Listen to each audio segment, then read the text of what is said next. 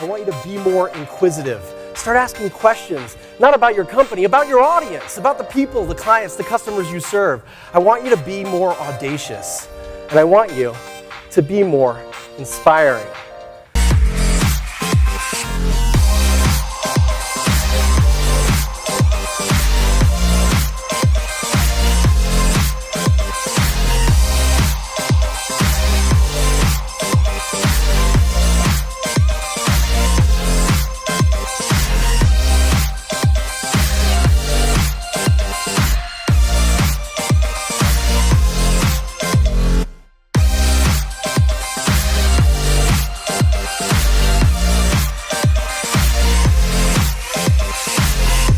We're going to start by talking about the funnel, okay? The funnel. We all know the funnel, right? Awareness, consideration, intent, purchase, loyalty, advocacy. Well, I started asking questions. I'm inquisitive. I wanted to know, where did the funnel come from? Where did we get this thing? So I did some research. I spent a little time on Wikipedia. Look at this. It was invented in 1898 by a guy named St. Elmo Lewis, which is an awesome name, by the way. So if you're naming a baby, St. Elmo Lewis should be on your list. But he didn't draw a funnel, I'll give you that, but he came up with attention, interest, and desire and conviction will outweigh all the objections in a sale and you'll have a sale. This was his concept, 1898 people, and we've tried to redesign and reinvent the funnel, right? We've given it to a designer and said, turn it into a bow tie, I think. This is a good idea. Add some dots and maybe some extra phases that we never had before. This seems like a good idea. We've done a good job rethinking it. We've turned it on its head and said, let's come up with the mirrored triangles and add a random gray arrow, put some gradients over on the side. It's going to look modern. This is genius. We've also gone really overboard. This is the funnel inside of a more complicated funnel with two random blue arrows, one of which says, more money in my pocket. It just comes out, people. You just do it this way, and you just shove it in. Just put it right in there. This one takes the cake. This is the FU funnel. Yeah. Tofu, mofu, and bofu, some genius inserted into this. We don't need new funnels, people. Even in 1898, we didn't even have airplanes in 1898, people, and St. Elmo Lewis evolved his design to this Russian doll's like nested bucket thing, where as a sales guy, you'd walk away with the sale, right? I just made this. Look, we use the same framework we came up with in 1898. A lot has changed since then. We have airplanes now, people. We need to rethink the funnel. One of the most fundamental things that's changed in the last 100 years is the web, right? We need to embrace a new world view. We need to be a little bit more humble about our awesome 500 brands in the marketplace. We need to embrace a new model of the universe. The first thing we need to think about is what the web used to be like. We used to have a Ptolemaic model of the web. Now, if you don't remember who Ptolemy was, he was a 2nd century astronomer who decided that the Earth was the center of the universe. And when we came up with our first websites, we thought this way. We were like, hey, we're going to build the best website in the world, and everybody's just going to come to us. We're the center of the universe. The sun revolves around us. This is what we decided. The Ptolemaic web view has to change because we live in a Galilean web universe. Now, Galileo was the guy that came along in the 16th century, and he looked at a telescope and he said, wow, holy smokes, we are not the center of the universe. In fact, there's a sun, we revolve around the sun, there's a lot of planets just, this was heresy. I want you to be a heretic. That's what I'm saying.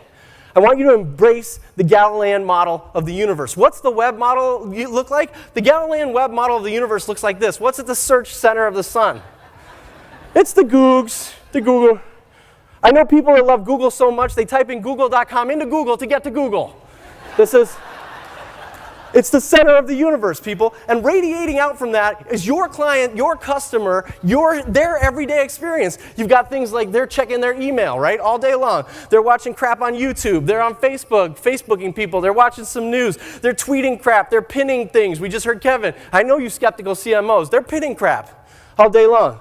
They're flickering, they're LinkedIning, they're stumbling upon, they're digging, they're Redditing, they're iTunesing, they're WordPressing, they're scribing. I don't even know what some of those logos are, people. Where is your website? It's way the hell out here in the middle of nowhere. Come all the way out here and get the stuff you really want. Yeah. Yeah, we have to embrace the Galilean model of the universe. We need to get closer and closer to our clients and our customers' everyday experience. I want you to ask yourself in the next marketing meeting if you're being a Galileo or you're being a Ptolemy. Do you care if they click every link, or do you just want another sale? Do you mind if they watch a YouTube video and decide to call your sales department from the YouTube video? That's embrace the new model of the online universe. Now, search is evolving. I'm willing to give you that. We heard Google yesterday talk about how search is evolving, but Google is the comfort food of search. It is the meatloaf, the mashed potatoes and peas of search. It feels good. 10 blue links is yummy. That's what I think. And it's evolving. When I started putting this presentation together, I went looking for a picture of meatloaf, mashed potatoes, and peas. I didn't go to Google. I went to Flickr.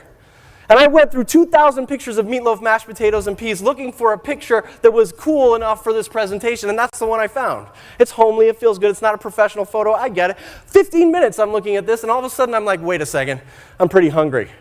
I want meatloaf for dinner. So I go to allrecipes.com, I find easy meatloaf. It's got 22,000 reviews, 4.5 stars, I'm gonna make this. I start reading it, I'm like, this is overly complicated. I'm gonna actually go out for meatloaf. So I go to Yelp, I type in best meatloaf, Boston, Massachusetts, which is where I live, and I look down the page and there are 2 restaurants I like, Pop's Restaurant and the All-Star Sandwich Bar. Both great places. One has bad parking, one is too noisy for my wife. I like it, she doesn't.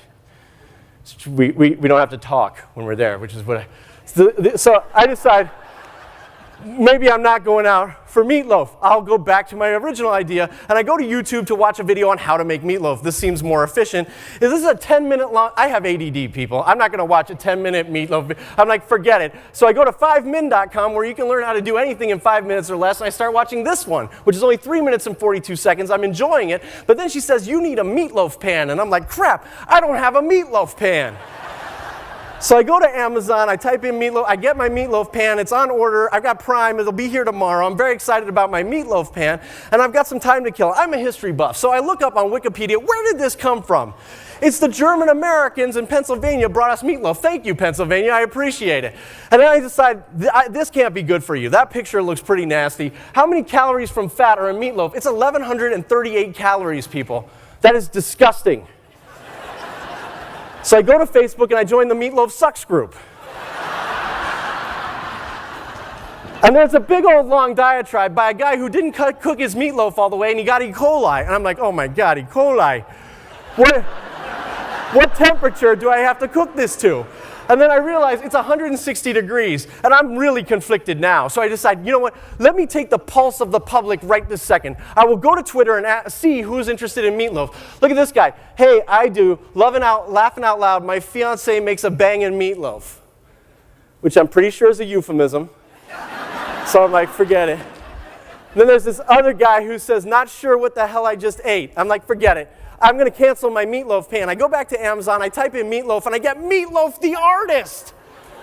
I forgot about that guy. Bat Out of Hell is such a great album. What is that guy's real name? I don't know, so I go to AllMusic. It's Marvin Lee Day. He's from Dallas, I'm from Houston. And then I remember I saw something back here on Twitter. Oh, on the bill tomorrow night, 6/8 at the Bank of America Pavilion, VIP tent for Meatloaf. I go to Ticketmaster, I buy 2 tickets to the concert, I take my wife, we have a great time at the Meatloaf, I take a bunch of pictures, I upload them to Flickr in the morning, and I go, wait a second, I'm back where I started, looking at pictures of Meatloaf on Flickr. Thank you. Look, thank you. Look, people, here's a question I have for you. Funnel that. Okay? I mean, where's the awareness phase for meatloaf pictures, right?